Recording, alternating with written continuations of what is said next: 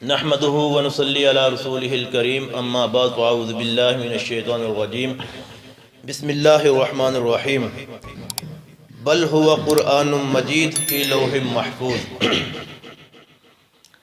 یہ قرآن مجید اللہ تبارک و تعالیٰ کی کتاب ہے، اور قرآن کریم نے اس کو بیان کیا ہے۔ قرآن کریم میں ارشاد ہے بل هو قرآن مجید فی لوح محفوظ، کہ یہ تو قرآن مجید ہے اور لوح محفوظ میں ہمیشہ سے ہے۔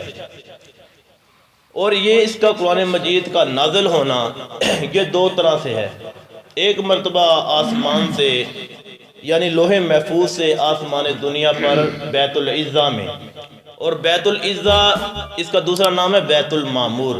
جس طرح خانہ کعبہ دنیا میں ہے جس کا طواف ہم کرتے ہیں، جو لوگ جاتے ہیں طواف کرتے ہیں، اسی طرح آسمان پر بالکل اسی کے سائڈ میں ایک ہے بیت العزہ، بیت المعمور، وہ ہے یعنی فرشتوں کی عبادت گاہ، اس کا فرشتے طواف کرتے ہیں، عبادت کرتے ہیں۔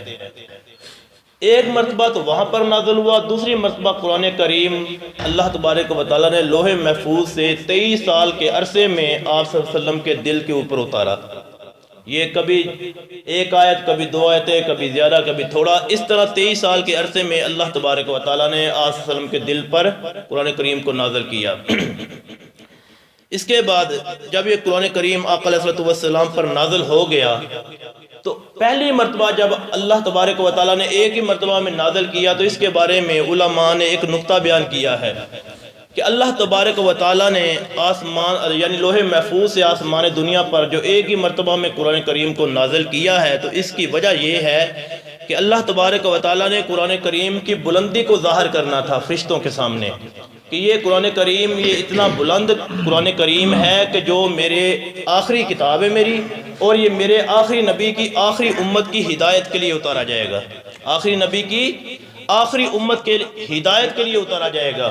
اور دوسرا نقطہ علماء نے یہ بیان کیا ہے کہ اللہ تبارک و تعالیٰ نے جو ایک ہی بار قرآن کریم کو بیت العزہ بیت المعمور میں اتارا، اس کی وجہ یہ ہے کہ اللہ تبارک و تعالیٰ نے یہ بتانا، یہ جتانا مقصود تھا کہ یہ قرآن ہر شک و شبہ سے محفوظ ہے، اس کے اندر نہ کوئی شک ہے نہ کوئی شبہ ہے، یہ بالکل پاک قرآن پاک ہے۔ اور فرشتوں کو یہ بات بتانی تھی کہ یہ قرآن پاک بالکل اس کے اندر کوئی شک نہیں ہے۔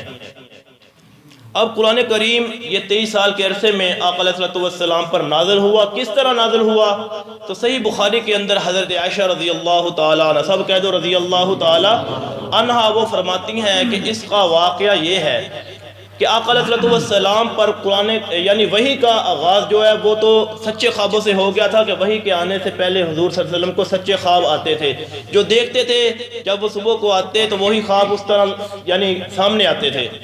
اب وحی کا سلسلہ تو سچے خوابوں سے شروع ہو گیا، تو آقا علیہ السلام کو اس دوران یعنی خلوت میں رہنے کا شوق پیدا ہو گیا۔ اب غار میں جاتے، وہاں جا کر اللہ کی عبادت کرتے، کئی دن کئی راتیں وہاں پر اللہ کی عبادت کرتے رہتے۔ اب اس کے بعد حضرت عائشہ فرماتی ہیں کہ آقا علیہ السلام ایک دن غار کے اندر موجود تھے تو اللہ کی جانب سے ایک فرشتہ سامنے نظر آیا۔ فرشتے نے کہا اقرا، پڑھیے، اقرا پڑھیے۔ تو حضرت عائشہ فرماتی ہیں آقا علیہ السلام نے جواب دیا ما انا بقاری، میں پڑھا ہوا نہیں ہوں، میں پڑھا ہوا نہیں ہوں۔ تو حضور صلی اللہ علیہ وسلم نے بیان فرمایا کہ اس فرشتے نے مجھے اتنا زور سے دبایا کہ مجھے لگا کہ میری جان نکل جائے گی۔ پھر فرشتے نے چھوڑ دیا، پھر فرشتے نے کہا اقرا، پڑھیے۔ تو حضور فرماتے میں نے کہا مانا بکاری، میں پڑھا ہوا نہیں ہوں۔ پھر فرشتے نے دبایا زور سے، پھر حضور کو فرشتے نے کہا کہ پڑھیے تیسری مرتبہ، حضور نے فرمایا مانا بکاری، میں پڑھا ہوا نہیں ہوں۔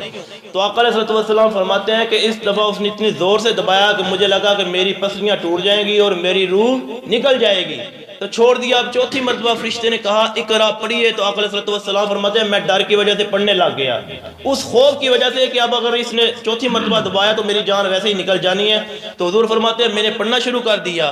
اب یہ پہلی وحی تھی جو آقا علیہ السلام کو اللہ تبارک و تعالیٰ نے نازل کی، اقرا بسم ربک الذی خلق، سورہ علق کی پہلی ابتدائی آیات، اقرا بسم ربک الذی خلق، خلق الانسان من علق، اقرا وربک الاکرم الذی علم بالقلم، علم الانسان ما لم یعلم۔